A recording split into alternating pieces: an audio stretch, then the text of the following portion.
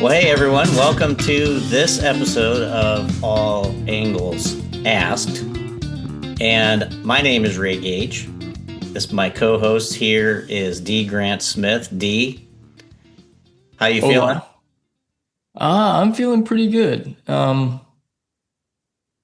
day is a new beautiful opportunity to live, and I'm learning that there's so much value in just the living. Instead of trying to change things and fix things, and like I know problem solving is a big part of our culture, and um, for me personally, I've spent way too many years trying to solve problems and focused on problems. I'm slowly letting a lot of that go and just enjoying life and the value that it is. That's awesome perspective. What is it that kind of led you to that thought process? If you can A kind of break lot. it down a little bit. Yeah. Um, well, like you and I mean, the reason you and I started this podcast is getting curious about things.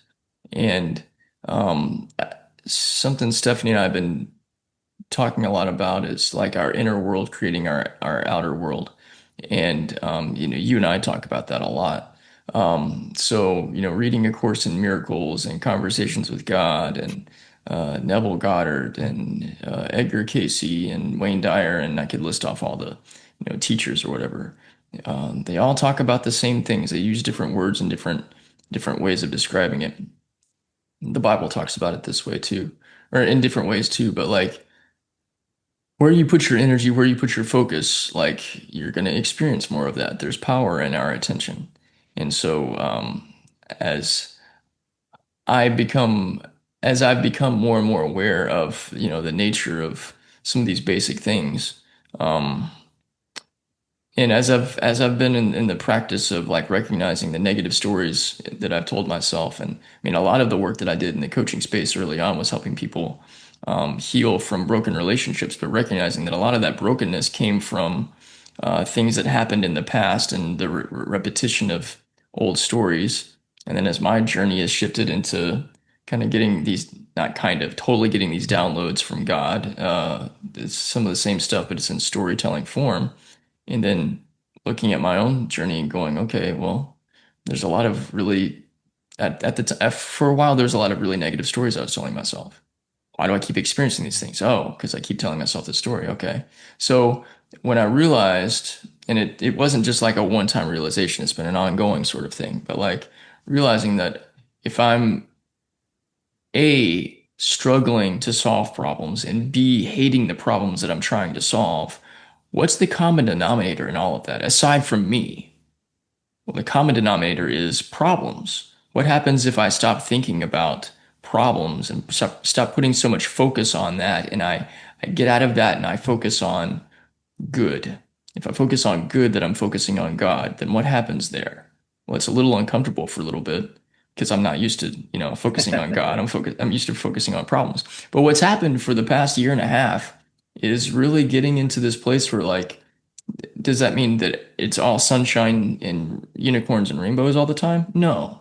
There's still challenging things. But I recognize that like I can embrace and I can hold space for the challenges and the difficulties and the pain and the problems, I guess, and do so from more of a place of acceptance and trust than from a place of this sucks, I have to change it, or be pissed off at God for why do I have this or whatever. And um yeah, so that's a little bit of the evolutionary story behind it. Oh, that's interesting. I heard a saying that one, and it stuck with me, and it keeps coming up, and it actually came up recently. I use it as a comment on a post on LinkedIn, and it goes something like this. I think I'm going to get it exactly right because I've said it enough. The size of any problem is directly related to my volume of thinking about it. Yeah.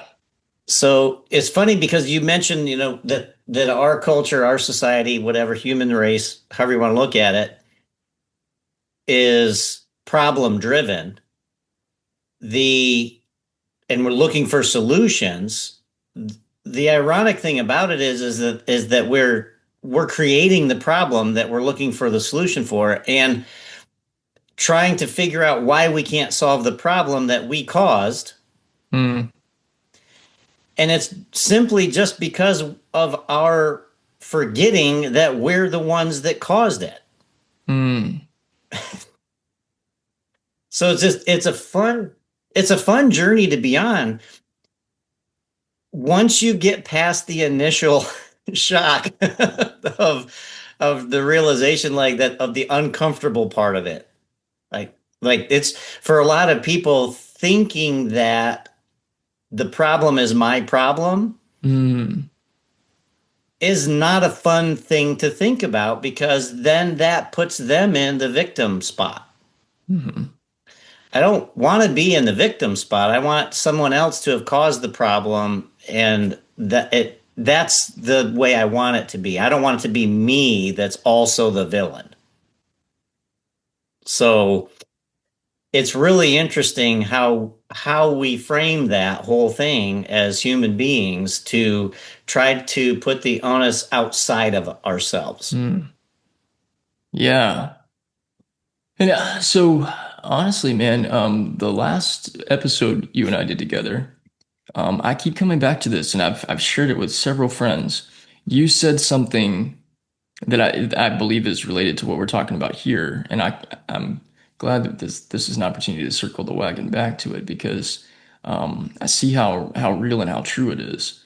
Like, this was towards the end of our conversation, I guess towards the end of the episode. If you're listening and you want to go back, what is he talking about? But you said something incredibly profound that like just kind of stopped me in my tracks, and I was like one of the biggest light bulb moments that I've had about just about anything. We were talking about abundance, and we were talking about business. We were talking about the way that things are kind of positioned. And you said, for people that have truly mastered abundance, there's nothing to sell.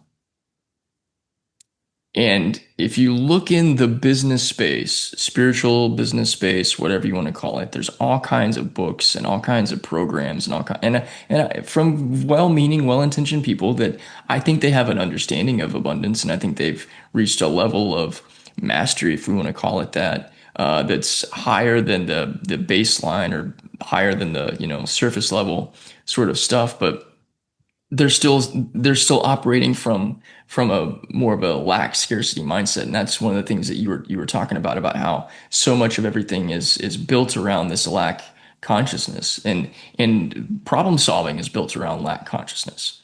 And so the idea that if I have this thing that I think that I want, that means that there's something that now there's an opportunity for me. Now there's a product. No, there's not. And so it's kind of like it's Wayne Dyer's quote of, when you change the way you look at things, the things you look at change. And like you just said, the trying to solve the problems that I created, what's the common denominator here? Well, if the common denominator is, especially if the problems keep repeating, if the problems keep repeating, no matter who I'm with, then the common denominator isn't anything outside of me. It's me, and I've got to go within myself and look at things from a different perspective and access that higher consciousness that actually is has, like you mentioned, the drama triangle of indigo, without naming the hero side or the savior side, villain, victim, hero, savior, whatever. What I'm learning about God is that as I shift my focus away from the things that I don't want, I actually transcend the drama triangle. And there's something it's like it's a three-dimensional, or it's a four-dimensional, five-dimensional space. It's not height, width, and depth. Now it's in this different realm. And those like corners, those edges don't exist anymore. Now it's a different place to play in. It's so simple when you start to think about what you just said, is if there's no victim, then there's no villain Yeah. and no need for a hero. Yeah. If there's no villain, there's no victim Hmm. and no need for a hero or Hmm. a savior. You use the Hmm. word savior. So, and most people don't look at their lives like they're living in a victim mentality because they don't like thinking about, they don't like people that live their lives with a victim mentality. So they aren't going, they can't see the mirror Hmm. that I'm living my life as a victim of my, what I look at as external circumstances. I don't see it that way. But if I looked at it through that lens, there's no other way for me to see it. Hmm. And kind of circling back to the comment that I made that has led to other conversations that you mentioned is that it, putting everything aside, and there's the people that do this are not ill intentioned. That Yeah, yeah, totally. so but if I'm selling abundance, then I'm not selling abundance because there's nothing to sell in Hmm. abundance. The idea that I have something that you need or that you need something that I have in and of itself is coming from a separation mindset. And the separation mindset is what creates the scarcity mindset.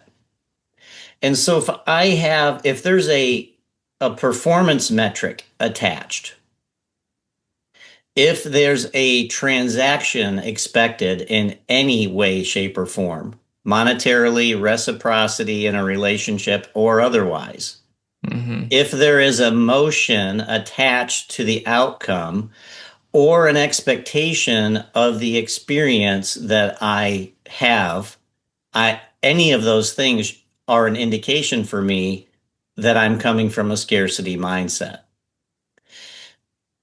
Jesus taught abundance, but there was no wealth Mm. attached to abundance. Mm. We choose to just think and go grow rich is like the Bible on abundance. If you look at what people talk when people talk about what they think Yeah, of as abundance and yeah. manifesting abundance, it's your mindset. And that's true, but it's not the mindset of wealth because the mindset of wealth is temporary. And if it's temporary, it also isn't abundance. Mm. I'm waiting for somebody to prove me wrong. Wow. So, I mean, I used to follow Bob Proctor's stuff a lot, and I'm sure you're familiar with that name. And, you know, Bob Proctor was like struggling in poverty and all kinds. His story is really incredible. A mentor handed him the book you just mentioned, Think and Grow Rich, and said, if you'll just read this and do what it says, everything will change. And so he lived to be 86 or 88 or something like that. He died last year, I think. But like everywhere he went, he was always referencing Think and Grow Rich. Like that was, you described it very well. That was his Bible. That was the book that everything is based on. But so much of Bob Proctor's business was, around financial abundance and the manifestation of that. And I so love your perspective, Ray, because it's not abundant if it's temporary. Like, and everything in the financial realm is temporary. Like, I saw some headline, and I don't remember the guy's name, but Larry something. What's the guy that yesterday his stocks have done so well that now he's the richest dude in the world? Well, it's interesting that can't think of his name, but Oh, the point. Ellison? Yes. Okay. Okay. So now Musk is number two. Yeehaw. But all of that, like everything is all of that is subject to change. And a realization I had about an hour before we started our conversation. Um, there's a teacher on YouTube. I won't say his name. Highly respect this guy, but he's been studying universal law, and so he teaches the laws of the universe, which I think is really profound. Um, but he asked a question. He's like, he's like, what is an amount? If I said, what is abundance? What is the number for you? Everybody's gonna have a different number. And yeah, that's true. But the realization, like, but for him, it's like $50 billion or something like that. And for somebody else, it was like, $100 million, something like that. The realization I had before we got on our call, when I was thinking about some different things, is that abundance isn't a number. It can't be. And so not even like that it's infinity, but just like the simple nature of abundance is more than enough. And so that comes back to, well, how much is enough? Is enough a number? I'm like, well, yes, I can say that enough is a number because I can point to these bills and point to this and like, no, but you're still missing the point. I Uh, can tell there's something you want to say. yeah, yeah. So when you said that, I was like, so here's, I think, the thing that makes it make more sense is abundance is all. Hmm. There's no more in all. There's no enough in all. Hmm. There's no the abundance is not a universal law. Abundance is. There's Hmm. there's no label to abundance because in and of itself it is all. The only label that you can give it is all. So how do you then turn around and say, well, you can put a number on abundance? No, you can't, because then you're making it less than all. There's no So, more than or less than all. so by that token, because there's kind of two questions I have from this. Does that mean that lack and scarcity isn't a number too? And also, does that mean that lack and scarcity is the opposite of abundance? So lack and scarcity are lenses. Hmm. Lenses are the ways that we choose to look at something from where we stand. For example, if I'm looking through the lens of scarcity, I could be standing in paradise and still think that I'm poor. I could have deep love and still feel lonely. I could have what other people would look at as all the success in the world and still feel like a failure. I'm looking through a lens. Abundance isn't a lens. Hmm. Abundance is what we recognize as truth when we remove every lens.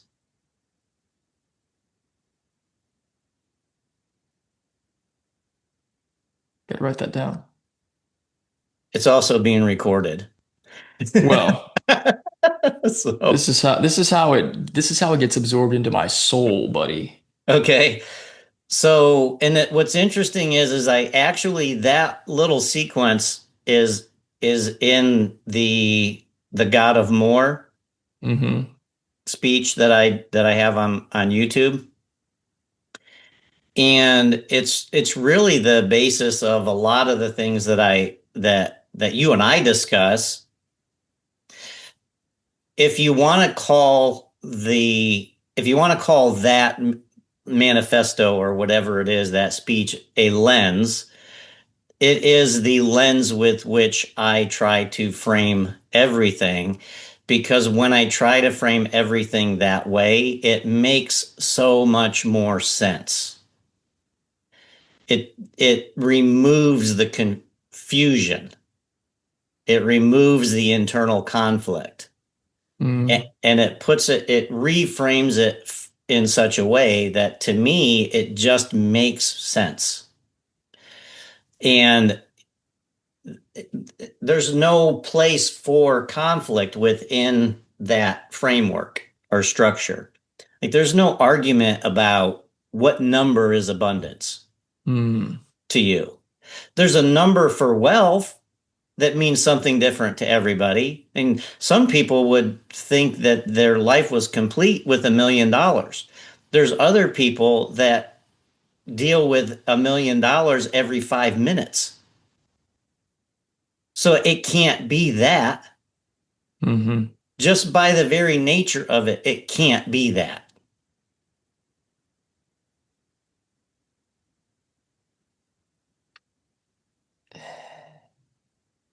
There's something you just said. Actually, you said several things that were really powerful. You said you could be standing in a place with warm relationships and still feel incredibly lonely and Oh, lacking love.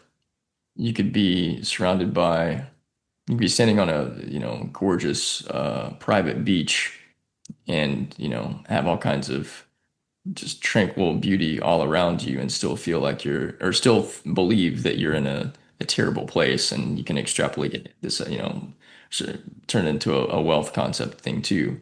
Um, but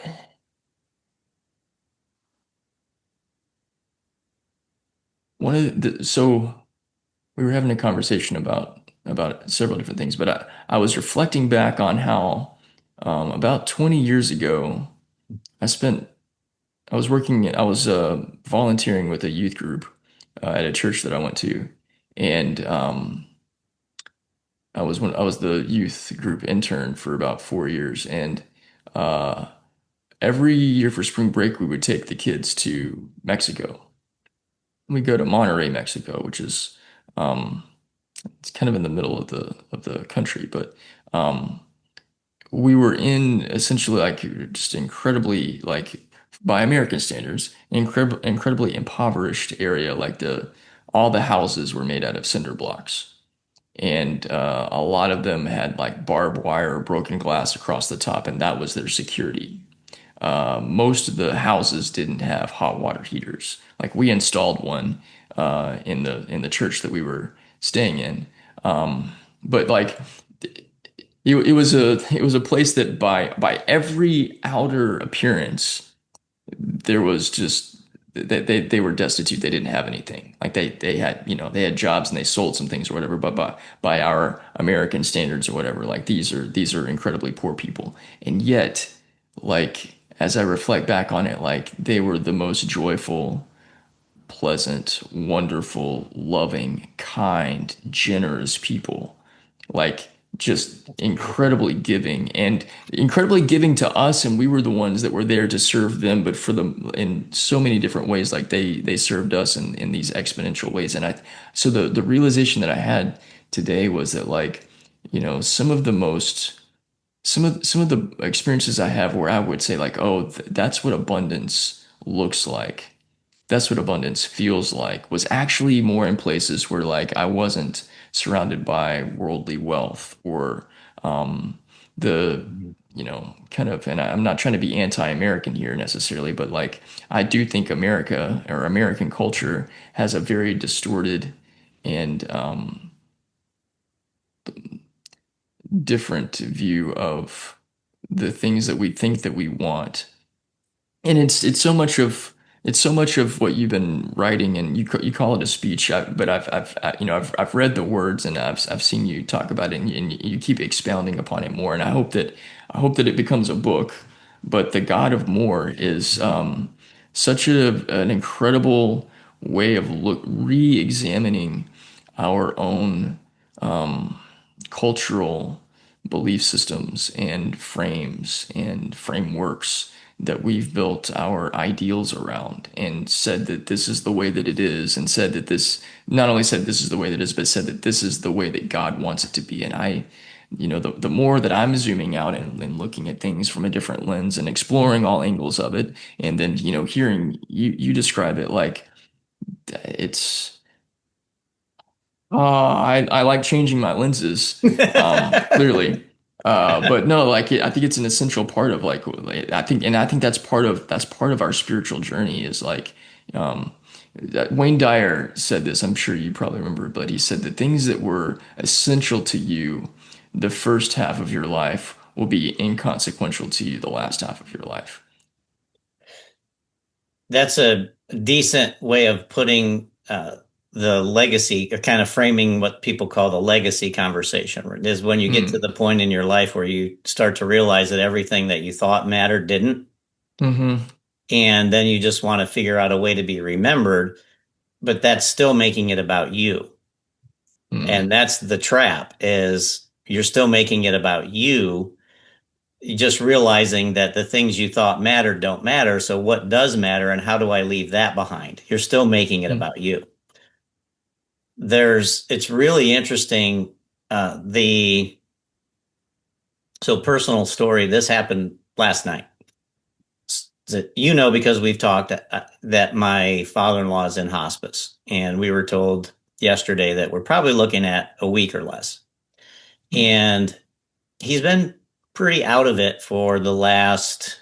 He has multiple health issues and different organ failures and things like that. So that's neither here nor there. But it's the reason why he's in the state that he's in right now, as far as, pretty unresponsive, sleeping most of the time, and things like that. And he has five grandkids. The youngest is our daughter Lydia, and she had been to see him, maybe a week or so ago, and that was, at that point in time, he was still, pretty coherent, she had an enjoyable visit with him, and she hasn't really wanted to see him since then, because it just makes her sad. She's and I get it, right? I mean, she wants to remember him a certain way as much as she can. And last night, she went with me there, and she stood outside the door, and I asked her, I said, if you want to see Grandpa, he just looks like he looks like every other time you saw Grandpa sleeping. That's what it looks like, right? So it's not a surprise, and it shouldn't be a surprise or anything like that. He doesn't look like he's hurting or in pain or anything like that. He's just sleeping, just like you would see him sleeping in a bed, or in his lazy boy, which she was used to. And she said, okay, she would want to come in and, see him. Well, she came in and stood by his bed, and my wife leaned over and said, and kind of put her hand on his shoulder and said, Dad, somebody's here to see you. Well, we've done that several times when people have come to see him, and he's not even acknowledged or opened his eyes. Well, this time he kind of half opened his eyes and looked, and when he saw her, his eyes went wide open, and the only way I have to describe the look on his face was pure joy. Mm. And I mean, it was a moment. He said, "Oh, it's my baby. I'm so happy to see you. I didn't think I was going to get to see you again." And of course, we all had tears in our eyes in the moment. And but they were more tears of joy than anything else. And it's so interesting how, me being me, the way that I'm thinking about this is I'm looking for the power in the moment, right? And Mm. the power in that moment to me was this: joy is always there, waiting for us. Mm. We think it's something that we have to dig for. Wow. But it is there even when I think I'm looking at death.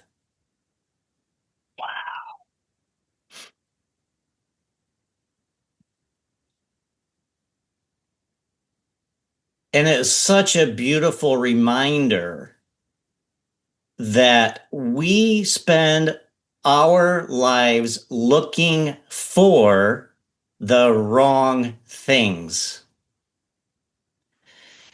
and think we're looking at something else. And the joy that is all of ours, and this kind of goes along with your example from Monterrey, Mexico. That joy that's priceless. You cannot put a price tag on that. There's no value proposition involved in pure joy. Mm-hmm. Pure joy is the physical manifestation of abundance. Mm.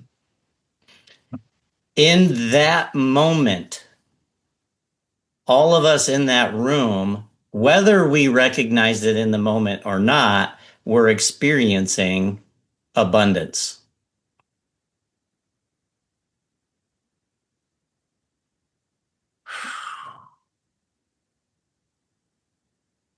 Well, you've just changed the way I look at things.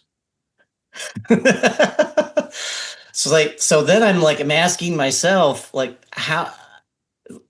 how can I? So it's like, if joy is there always. Otherwise, Jesus failed. Ooh. So if joy is there always and I'm not seeing it, whose problem is it? Mm. If we're back to problems, it, why am I seeing death in this example? Why am I seeing death and not joy? Joy's there, obviously. Mm. So it's a lens issue. Well, you had to remove the lens. Mm. Oh, so well, The lens okay. had to disappear for you to see the joy. That's why I say abundance is what you see when every lens, not every other lens, but when every lens has been removed. There's no longer rose colored glasses or shit colored glasses. There's no lens. It's what you S- see when there's nothing else to see. s- What's coming to me is Christ consciousness. Is that accurate? I can't think I can't think of a better way to describe Christ consciousness than that. It's it's when we disappear. Right? The scripture talks about that. Right? The revealing of the Christ consciousness is when the me that I think is me is not here anymore. Well, all that's left is Christ consciousness. There's no lens anymore.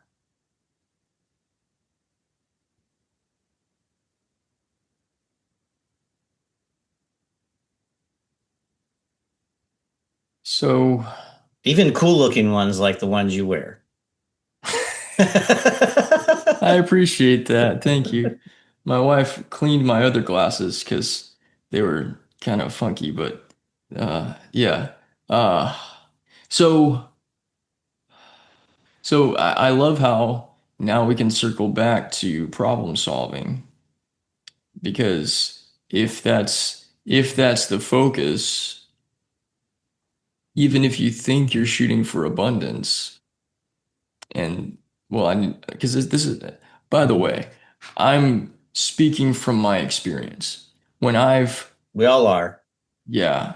So when I've looked at what I perceive to be the way things are, my perception of reality, and I see lack, there's not enough, there's a problem here.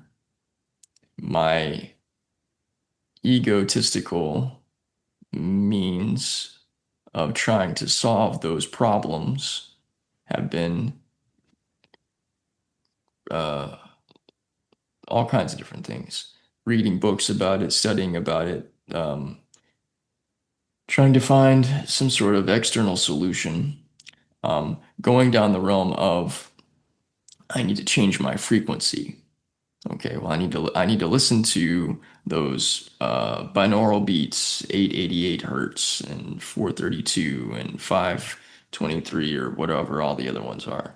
And so I can be vibrating at a higher frequency, and that's going to change things. I need to change my mindset. I need to do affirmations. I need to do all these meditations. I need to talk to these people. I need to have a financial blah blah blah blah blah. And it's me trying to change me and taking off this set so I can put on a different one. Maybe the other one's got red or the other one's blue or one maybe it's like neon green or something like that. But I'm still you said even when I think I'm looking at death. Oh no, you said we spend our lives looking for the wrong things when we think we're looking at something else. And yeah, man, that's spent so much of my life doing that. And I'm I can't think of the guy's name. I think his name is like Sagatha Kanunga. He's an Indian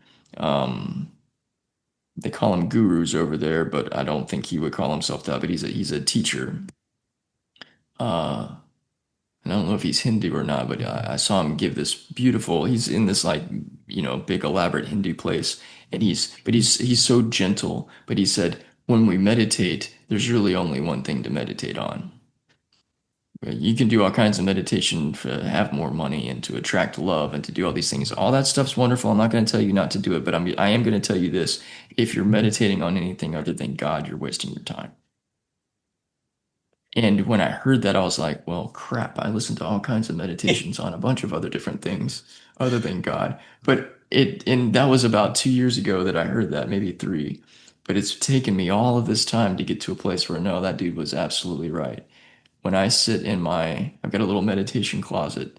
When I sit in there, I'm not listening to anything and I'm retraining myself to just be still and be silent and not even try to think about something, not bring my thoughts into the conversation.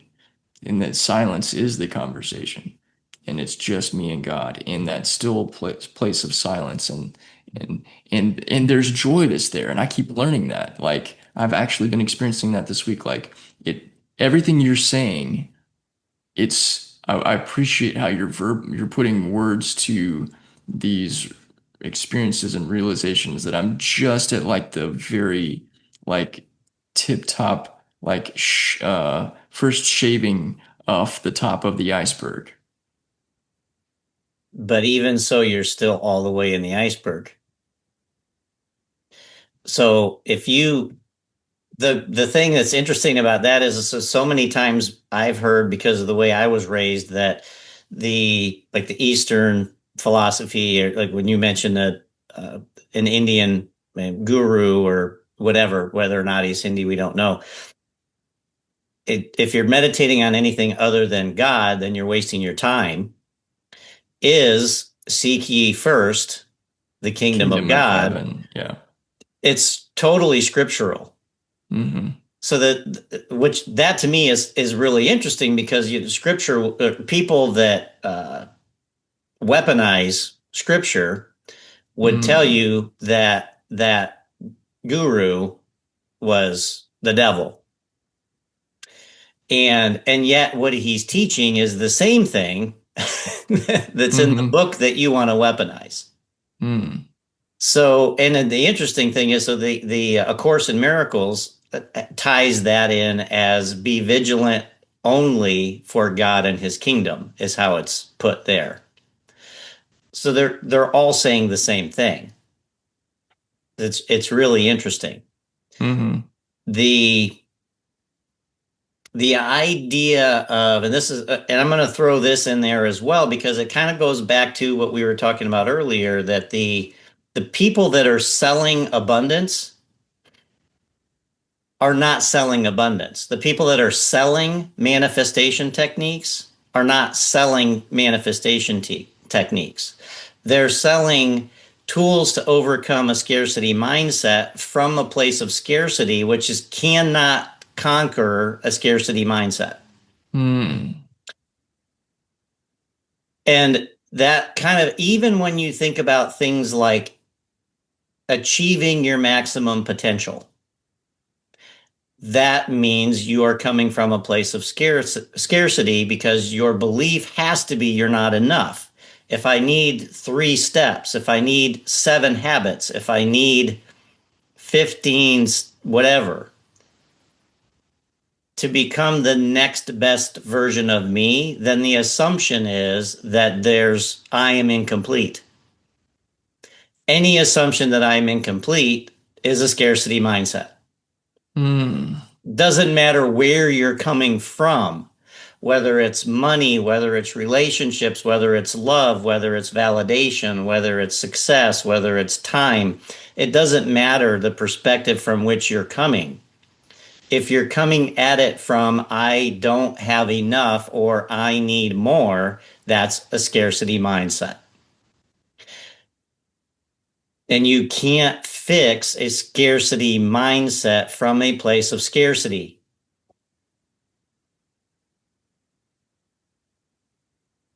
So we don't watch much TV. Uh, I used to watch a lot. I used to watch more. Now we I don't watch probably very should have much. phrased that as a question, just because of it's all angles asked. No, well, in some ways, it's sometimes a question doesn't have to have a question mark. But what there's a rap lyric by a guy named Brother Ali that I'm gonna get the lyric wrong, so instead of saying that, I'll just kind of dance around what it is that he says. But basically, he talks about invent the disease to sell the remedy. So we when we watch TV, it's only on occasion. But usually Hulu or Amazon Prime, same thing. Like you watch, 15 minutes of the show and then it gives you 2 minutes of commercials. But most of the commercials are for these prescription drugs that like the list of side effects are like 20 times worse than the thing itself. But like if you've ever had this one thing or if you've used this other drug over here, then you need to you ask your doctor about this drug because you probably have all these problems and stuff. And as we're watching these, for the most part, that rap lyric comes into my head every time because it's like we somebody uh, instead of blaming the pharmaceutical industry, I'll just say humankind, us, we saw an opportunity to make money off of something. So here's a bunch of chemicals that have all these side effects to them. We don't know what those side effects are. We'll figure that out later. When we figure out what the side effects are, we'll invent something that will take care of the side effects or whatever. But like that's what this whole thing's about. And it's it's exactly what you just said. The idea of I'm going to become a better version of myself by practicing these new habits or taking this 7 step thing or and man I spent my life trying to upgrade myself. A friend of mine a couple years ago, she was being I think she was being cheeky, but I appreciate what she said. She said, well, okay, I want to know who D Grant is this time because you reinvent yourself every 2 years. And I was like, what? And she's like, yeah, there's always something new that you're doing, some new thing that you're like, for a little while you were saving the world from people with, heartbreak and all this stuff, and then you transitioned to this other thing, and then you reinvented yourself over here, and then you were doing all this stuff with music, and you're doing it like, so what version of you are you now? And I was like, I thought I was a pretty authentic dude, but apparently I've got some sort of, super deep insecurity and I've got to constantly be like changing but she was right. As I sat back and looked at it, I'm like, I really have like as much as I think that I'm like consistent, but like I was doing the thing that you just described. And I I was trying to remedy myself from all of this. Like, I kept changing my lenses, but not changing.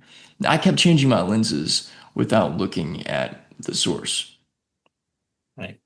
You were changing the lens, and you needed to change the viewer.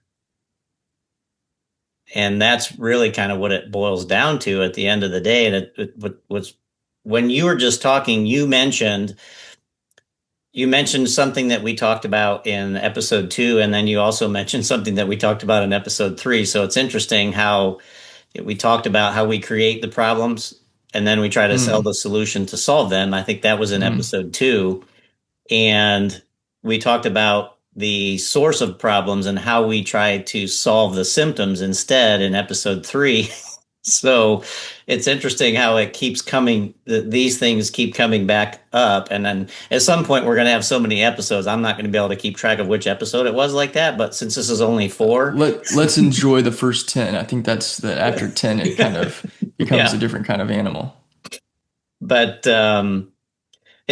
but it is really, it kind of gets to the crux of the problem. If you want to view it as a problem, it's the belief that I am not enough is what that's the root.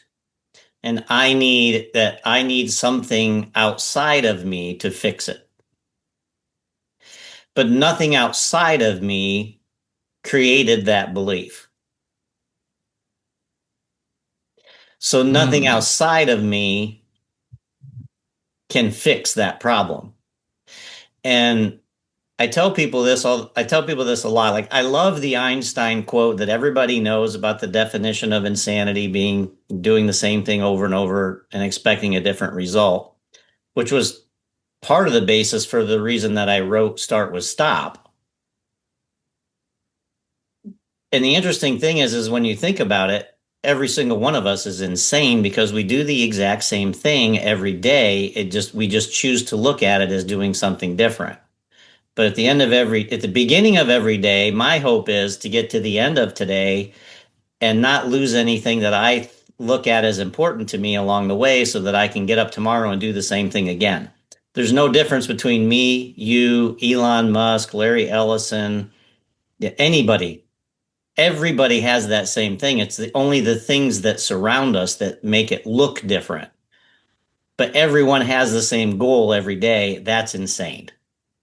mm, But the other Einstein quote that I actually like better, especially in these circumstances, at least it's attributed to Einstein, is you can't solve a problem with the same thinking with which it was created. And how many times are we trying to do just that? And then even the whole wealth conversation where people define abundance by wealth is flawed because money can't solve a problem that it didn't create. Money is something outside of me. It didn't create my not enoughness. It mm, didn't create my limiting belief. It cannot solve it. mm, A better relationship is whatever you put in that manifestation realm. Like, people want to manifest something, like they're manifesting a bigger house, they're manifesting mm, maybe they're just manifesting a vacation, they're manifesting a relationship, they're manifesting a new career or a new job, or they're manifesting, $1 million in the bank. Those are all coming from a mindset of scarcity under the belief that I'm not enough and that something outside of me is going to fix that belief. And it's sad to me how many snake oil salesmen have become extremely wealthy selling that to us.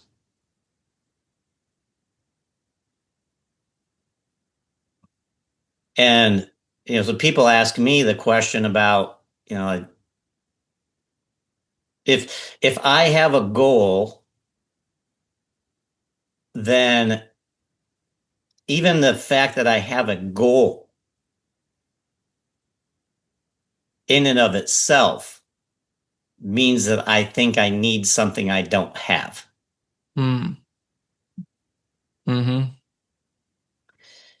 If my goal, so seeking first the kingdom, or if I meditate on anything other than God, I'm wasting my time. That's not a goal. Mm-hmm. So I'm meditating on all. I'm not meditating on not enough. Mm-hmm. And it's really simple. That's it. Like that's the simple, like kind of breaking it all down to me. Like, what am I really trying to prove to myself? That's the question. Mm-hmm. And why? Yeah. Well,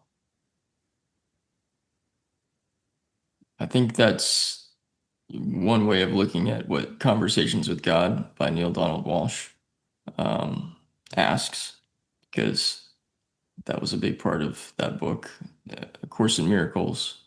Um, yeah, looking out there when we're the only thing to look is here.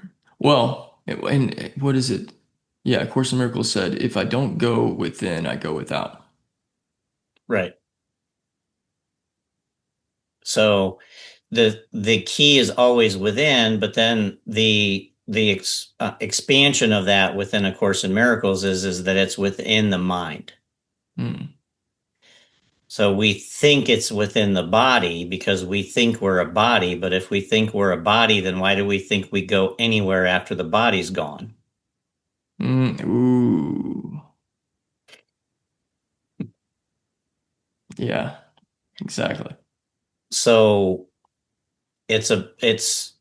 and scripture teaches it as the renewing of your mind or taking on the mind of Christ. Hmm. It's not the body, it's the mind. So, and when you look at that, that also aligns with a lot of the Eastern teachings, if you want to look at it Hmm. that way, right? It's a Hmm. mind, it's a changing of your mind.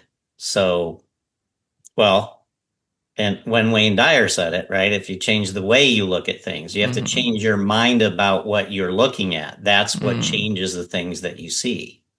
So it's all basically, all of those things really point back to the same thing. Yeah. But I look at every day as how do I protect? How do I enhance? How do I hack? Every decision that I make almost is about the comfort of the body. And Hmm. that's the shadow that the ego casts over everything. That's the deception that we don't see because it's the only thing that the body's eyes are made to see. Hmm. Yeah.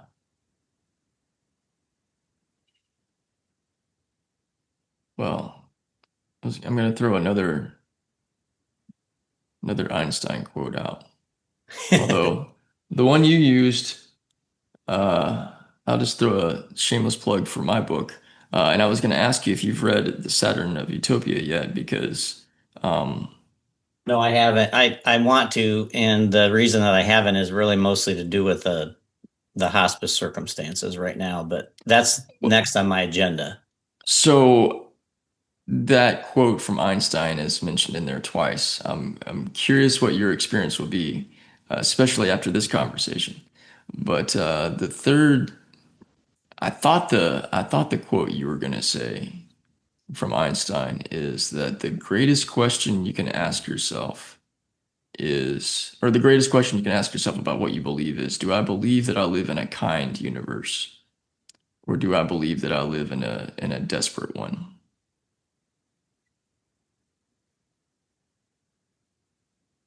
Can I? Can I twist that a little bit? Absolutely.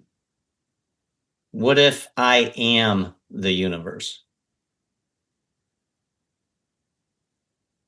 Well, that's a very Eastern philosophy and spirituality.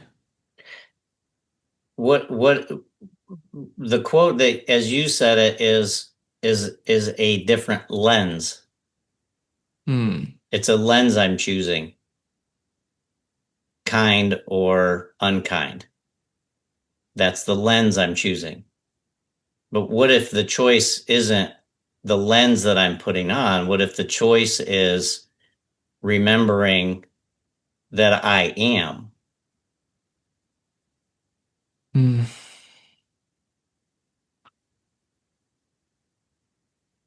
Yeah.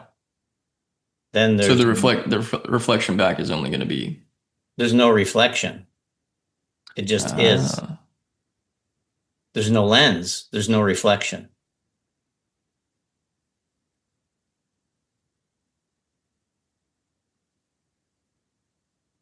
that might be the most profound thing I've heard all week. Which that's, and I'm saying that after this hour-long conversation we've had where you've spoken some incredibly profound things. So here's what I'm doing right now. For those of you that might be watching this on YouTube at some point in time, but I've got Dee's book right here, and I'm opening up to the Saturn of Utopia so I don't Hmm. forget, and I'm putting my bookmark there, right there. So Hmm. Thank you. that will happen before our next conversation, and we'll see where we go from that. Fantastic. Well, I appreciate it. Thank you. So, how are you? This has been such an incredible day for me. I've had a similar conversation. This is the third time I've had a conversation like this today. Hmm. And it's just I get this feeling in where everything is so light and there's nothing heavy about the conversation. Hmm. It's light, it's easy, Hmm. it is, you know, peaceful, freeing. And Hmm. then those are some of the other adjectives I would use to describe it.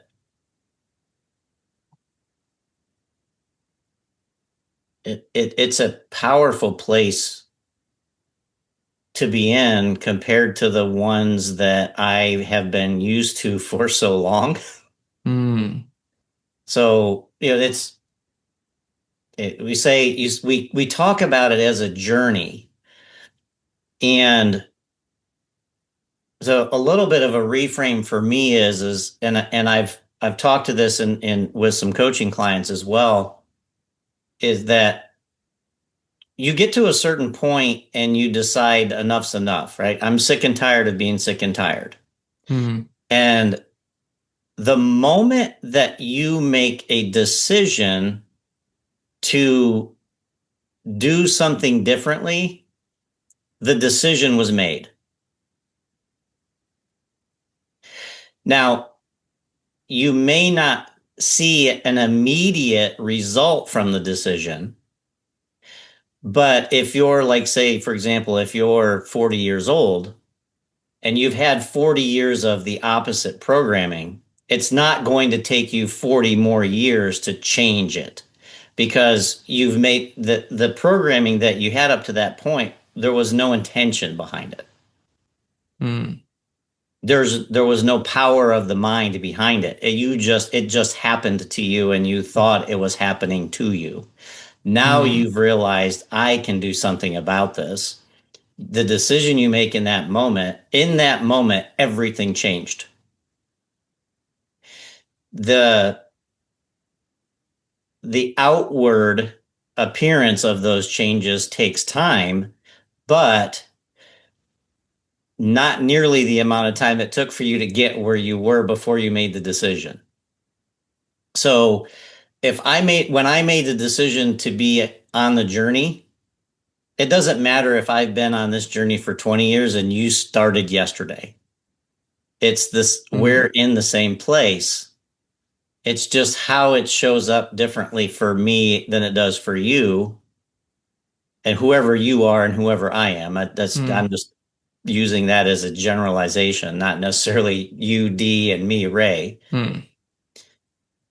So you're just starting to, you said I'm just starting to chip away at the iceberg, but the fact is that you're the iceberg and so am I. Hmm. It doesn't matter if I look at it like, oh, they're so much farther along than me. The thing that we're forgetting is we're all in this together. Hmm. So what if I could think of it like that Hmm. Well, that's another way of changing the lens, or or removing hopefully removing it. Yeah. it? Anyway, this has been fun. This has been a fun conversation. All of our conversations are fun. Yeah. And the biggest challenge with conversations like this for me is I could talk about it for days because Hmm. it's such a different way of looking at it, but it's so freeing when you see it. So looking at something and seeing it are not the same thing. Hmm. Like we talked about earlier, thought we were looking at death until we saw pure joy. Hmm. Well, and that leads to a whole bunch of questions of, do I even know what I'm looking at? Most of the time we don't because we don't think about the lens that we have on. Yeah.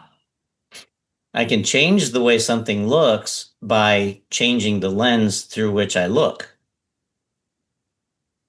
but I can't see abundance until I stop looking through lenses. Can you see abundance if you stop looking?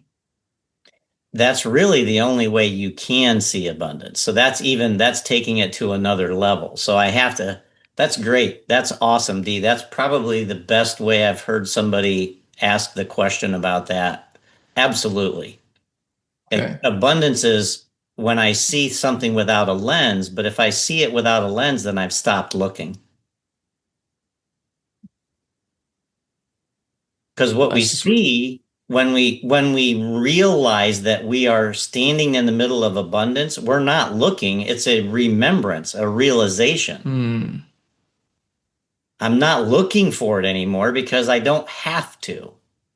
I never had to. And maybe in the moment you don't see it, you don't see it until after the fact. Yeah, there are times when that happens. I talk about it sometimes like the we've most of us have had those moments in our lives where we've experienced complete joy, for example, Hmm. or we've experienced total peace, Hmm. or we've recognized love in its purest form. So we have seen it, but we only had the experience for a moment because it was just trying to remind us that it's always there. Hmm. And now, then what happens is we go searching for it, Which implies that you don't have it. which implies you don't have it. Hmm. It's a vicious circle. When all it wants us Well, to do is remember that it was never not there.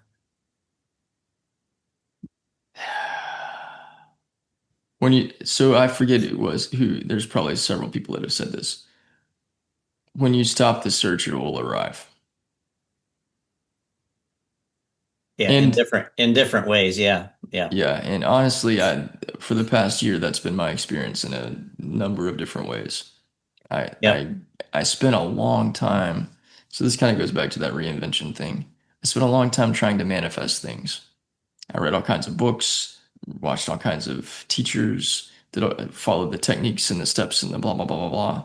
And I recognize now, looking back at it, like I was obsessed with something external to me, or numerous things external to me for some sort of source of peace, happiness, fulfillment. Really, what I was looking for was enoughness, like you described. And at some point, I just said, F this. I'm done. And it's interesting. I've been reflecting on this a lot, actually. I'm not going to go into too much detail here and now, but sometime around, I think, April, maybe March of last year, I just said, you know what? I have one affirmation. I'm living my dream life. Everything external to me was the opposite of what I wanted. But I was like, you know what? If it's all an internal thing, anyways, I'm just telling myself, like, thank you, God. You've given me my dream life. This is perfect. I'm in the relationship of my dreams. Finances are fine. Uh, the work that I do is fulfilling and I enjoy it and it's wonderful. And everything's taken care of. Like this is, yeah, I couldn't ask for anything more.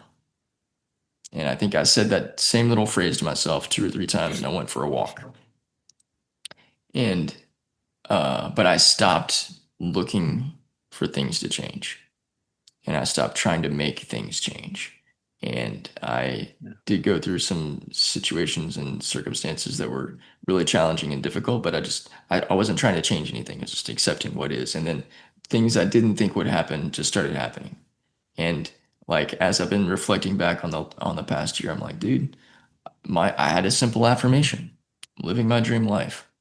And Stephanie and I have been doing this little thing called Love Lingual. It's these little cards that you ask your partner to like kind of get to know them better, them get to know you better. You ask you. So one of the questions we that was asked was like, describe your ideal day at like you're 65, what's your ideal day look like? And both of us were like, I'm living my ideal life. Like I have peace, everything's taken care of. I'm with my favorite person. I get to enjoy the conversations that I have. I mean, whatever challenges, whatever they come up, then cool. Challenges, awesome. Little, change to the flow or whatever. But like everything is fine. Everything will be fine. You know, we'll go through it. It'll be good. But like I live a very unhurried life. I spoke with a friend today, and she was telling me about all the 17,000 things that are on her plate and all this stuff. And I was trying to figure out a way like I could maybe help her, like, facilitate something to kind of take some weight off. But like there was it, it was so much of a consciousness thing that like there was nothing I could do, and there's nothing I can do. But it got me thinking like I live a very different life than the culture around me. I intentionally am not a busy person. There's a lot of things that I don't do, not because I have a lot of stuff on my plate right now and I'm too busy to do them. It's because I don't want to, or because like I just don't have space for that with all of the freedom that I've given myself.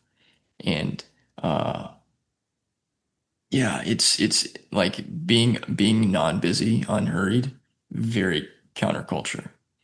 Like not being Yeah. super stressed out about anything, very counterculture. Not being addicted to all kinds of coping mechanisms and substances. And I went from spending a lot of time on my cell phone. That sucker stays plugged in over there and I don't look at it very much. And I know that I don't respond to messages as quickly as I used to, but like the world's still spinning, everything's fine. Yep. Yeah. So it's interesting. Two things came to mind just that just kind of affirm what you're saying. So A Course in Miracles says infinite patience leads to immediate results. Hmm. And what's funny is I say this to people all the time because, like, I mean, I could be out, like going to the UPS store, and everybody's rushing at the like you cars pull up, and then everybody's trying to be next in line, so they're trying to get out of their car first because the line's backed up out the door or whatever. And I'll just go over there and I'll just hold the door for people to go in. They're like, and somebody will get up and they'll be like, well, you were here in front of me, so you should go next. And I'll be like, oh, I'm good. I said, I was in a hurry once. Didn't do me any good.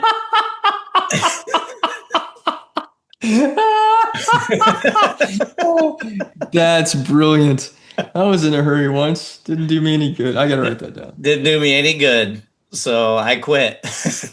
So, and I mean, you could be in the grocery store, you could be anywhere where there's other people. And, if more people looked at life that way, I mean, you wouldn't have people flipping each other off in traffic and, all kinds, there's all kinds of different places where you can see that having a positive impact. Oh, But like that's I brilliant. literally I could probably think back just on this week and think of at least 3 or 4 times when I've said that to people. Hmm. And I get the same reaction every single time. And people love it. Like there's a light bulb that goes off, they'll chuckle or they'll be like, "Yeah, I can see that." One older lady said she actually said something like that before I could say it. Because it's like we both came to Hmm. like the intersection of an aisle in the grocery Hmm. store as like one of those things where it's like, okay, who was here first? And she's like, go ahead. And I'm like, no, you go. And she's like, I was in a hurry once. Like, but she didn't say those exact words, but almost those exact words. And I just started laughing. I said, and I was like, I tell people all the time, I was in a hurry once and it didn't do me any good. So we had Hmm. a beautiful interaction there. And I was like, you know what? She wants to let me go first, then I'll go first. Hmm. So, but it's funny because you don't get the same reaction from people as other people do when they try to push or Hmm. they get frustrated or upset because they think somebody is cutting the line or going in front of them or taking the space that they thought they should be in at that moment. And it's very freeing. So those are the things I was thinking of when you were talking about your experience. Yeah. Oh, I It's not trademarked or copyrighted, so you feel free to I'm use gonna it. I'm gonna make a shirt. You're gonna make a shirt. I was I in a think I'm hurry gonna make a once. shirt. I'll send you one. Yeah. That's actually a pretty good idea. So make a shirt. So anyway, beautiful.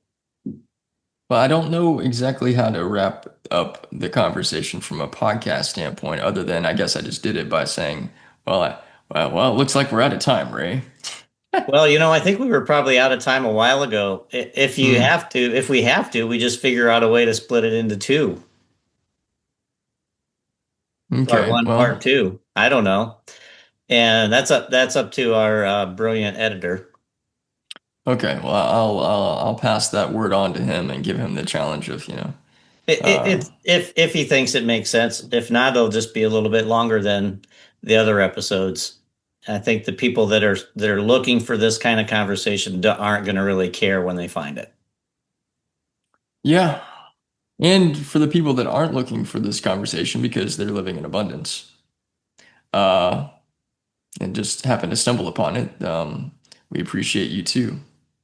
They're just those people are the ones that probably don't want to listen to the conversation. Who doesn't want to listen? I can't imagine that. I can't either, really. So, but anyway, it's a beautiful thing. So I will say just a couple things. I'm taking a page out of Rob Bell's playbook with this. Rob only promotes stuff for himself when he actually has something going on.